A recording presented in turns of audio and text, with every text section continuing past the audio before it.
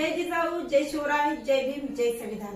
आज आपण छत्रपती शिवाजी महाराजांचे अष्टप्रधान मंडळ पाहणार आहोत। छत्रपती शिवाजी महाराजांचे अष्टप्रधान मंडळ हे 8 प्रकारचे होते। हे मध्ययुगीन भारतातील अत्यंत प्रगत आणि आदर्श असे प्रशासकीय व्यवस्थापन होते। महाराजांनी केवळ युद्ध जिंकले नाही तर जिंकलेल्या प्रदेशात सुप्रशासन म्हणजेच गुड गव्हर्नन्स निर्माण केले।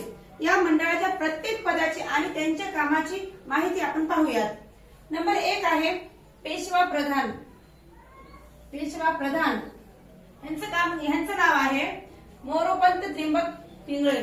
यांचं काम आहे, हे अष्टप्रधान मंडळातील सर्वोच्च पद होते ह्याचे, म्हणजेच आजच्या काळातील मुख्यमंत्री किंवा पंतप्रधान असे। महाराजांनंतर स्वराज्याचा संपूर्ण कारभार पाहण्याची जबाबदारी पेशव्यांची होती। सर्व सैनिकांवर आणि अधिकाऱ्यांवर त्यांचे नियंत्रण असायचे। युद्धाच्या काळात सैन्याचे नेतृत्व करणे आणि जिंकलेल्या प्रदेशात शांतता व सुव्यवस्था राखणे हे त्यांचे मुख्य काम। राज्याच्या अनुपस्थितीत ते संपूर्ण स्वराज्याचे रक्षण करत। त्यानंतर नंबर 2 आहे अमात्य। यांचं काम काय? राज्याचा जमा खर्च पाहणे।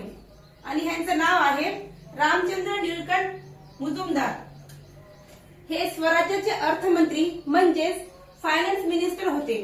राज्याला किती महसूल उत्पन्न झाला आणि किती खर्च झाला ह्याचा संपूर्ण हिशोब ठेवणे अमात्याचे काम होते।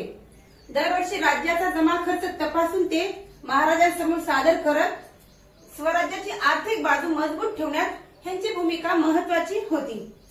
नंबर 3 वर आहे सचिव। ह्यांचं काम आहे सरकारी आज्ञापत्र तयार करणे आणि ह्यांचं नाव आहे अण्णाजी दत्तो। आजच्या भाषेत सांगायचे तर हे गृह सचिव म्हणजेच होम सेक्रेटरी किंवा मुख्य पत्र व्यवहार अधिकारी होते। महाराजांनी दिलेले आदेश, वतने, तह आणि राजपत्रे योग्य भाषेत तयार करणे हे त्यांचे काम होते। सर्व सरकारी कागदपत्रावर शिरूसूद म्हणजेच आदेश मंजूर झाला अशी नोंद करून मंजुरी देण्याचा अधिकार सचिवांचा होता। नंबर 4 वर आहे मंत्री वाकणीस। यांचं काम काय आहे? पत्रव्यवहार सांभाळणे आणि यांचं नाव आहे दत्ताजी त्रिंबक वाकणीस। हे महाराजांचे खाजगी सचिव आणि गृहमंत्री म्हणून काम पाहत असत। महाराजांची दैनंदिन दिनचर्या, त्यांच्या भेटीगाठी आणि दरबारातील शिष्टाचार यांचे नियोजन मंत्री करत। याशिवाय स्वराज्याचे अत्यंत महत्वाचे असलेले गुप्तहेर खाते म्हणजे देखरेखीखाली चालत असे, ज्यामुळे अंतर्गत सुरक्षेची जबाबदारी त्यांच्यावर होती। त्यानंतर नंबर 5 वर आहे सेनापती। सेनापती यांचं काम आहे राज्याचे रक्षण करणे आणि यांचं नाव आहे हंबीरराव मोहिते। हे स्वराज्याचे संरक्षण मंत्री म्हणजेच डिफेन्स मिनिस्टर आणि लष्कर प्रमुख होते। पायदळ आणि घोडदळ अशा संपूर्ण सैन्याचे नियंत्रण सेनापतीकडे असेल।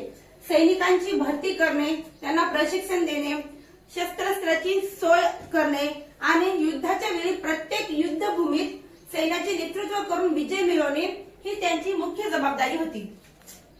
त्यानंतर नंबर 6 वर आहे सुमंत। ह्यांचं नाव काय आहे? ह्यांचं काम आहे परराज्याशी संबंध ठेवणे आणि ह्यांचं नाव आहे रामचंद्र त्रिंबक डबीर। सुमंत हे स्वराज्याचे परराष्ट्र मंत्री म्हणजेच फॉरेन मिनिस्टर होते। इतर सत्तांशी उदाहरणार्थ मुघल, आदिलशाही, इंग्रज, पोर्तुगीज राजनैतिक संबंध कसे असावेत हे सुमंत ठरवत। परराज्यातून येणाऱ्या वकिलांचे स्वागत करणे, त्यांच्याशी चर्चा करणे आणि गुप्त खलिते म्हणजेच पत्र पाठवणे ही कामे ते चोखपणे बजावत। त्यानंतर नंबर 7 आहे न्यायाधीश। ह्यांचं नाव आहे निराजी रावजी आणि यांचं काम आहे न्यायदान करणे। हे स्वराज्याचे सरन्यायाधीश म्हणजेच चीफ जस्टिस होते। राज्यातील जनतेला न्याय देणे, दिवाणी, जमीन जुमला मालमत्ता आणि फौजदारी म्हणजेच गुन्हेगारी खटल्यांचे निवाडे करणे हे त्यांचे काम होते। महाराजांच्या न्याय व्यवस्थेत सर्वांना समान न्याय दिला जाईल आणि त्यांचे मुख्य अधिकारी न्यायाधीश करत। त्यानंतर नंबर 8 वर आहे पंडितराव यांचं काम आहे धार्मिक व्यवहार पाहणे आणि यांचं नाव आहे रघुनाथराव पंडितराव. हे राज्याचे आर्थिक आणि सांस्कृतिक मंत्री होते. राज्यातील धार्मिक विधी, सण उत्सव, विद्वान ब्राह्मणाचा सत्कार आणि दान धर्म करण्याचे काम पंडितावर असत. तसेच समाजातील आचार विचारांचे नियमन करणे आणि न्यायदानाच्या वेळी धार्मिक शास्त्रांचा संदर्भ देणे ही त्यांची जबाबदारी होती. असे हे महाराजांचे 8 अष्टप्रधान मंडळ होते. ह्यांची गुणवत्ता आणि पात्रता काय आहे थोडक्यात आपण पाहूया. छत्रपती शिवाजी महाराजांनी या मंडळीतील कोणतीही पदे वंश परंपरागत ठेवली नाहीत. केवळ व्यक्तीची निष्ठा, शौर्य आणि बुद्धिमत्ता पाहूनच पदावर नेमणूक केली जाईल. काम चोख न केल्यास मंत्र्याला पदावरून दूरही केले जाईल. यानंतर मुलकी आणि लष्करी जबाबदारी. न्यायाधीश आणि पंडितराव हे धर्माचे आणि कायद्याचे काम पाहत असल्याने त्यांना युद्धावर जावे लागत नसे. परंतु उर्वरित 6 मंत्र्यांना प्रशासकीय कामासोबतच हातात तलवार घेऊन युद्धात उतरावे लागत असे. त्यानंतर पगारांची पद्धत म्हणजेच रोख वेतन. महाराजांनी मंत्र्यांना पगार म्हणून कोणत्याही जमिनी किंवा जहागिरी दिल्या नाहीत. सर्व मंत्र्यांना आणि अधिकाऱ्यांना थेट सरकारी खजानातून रोख पगार दिला जाईल.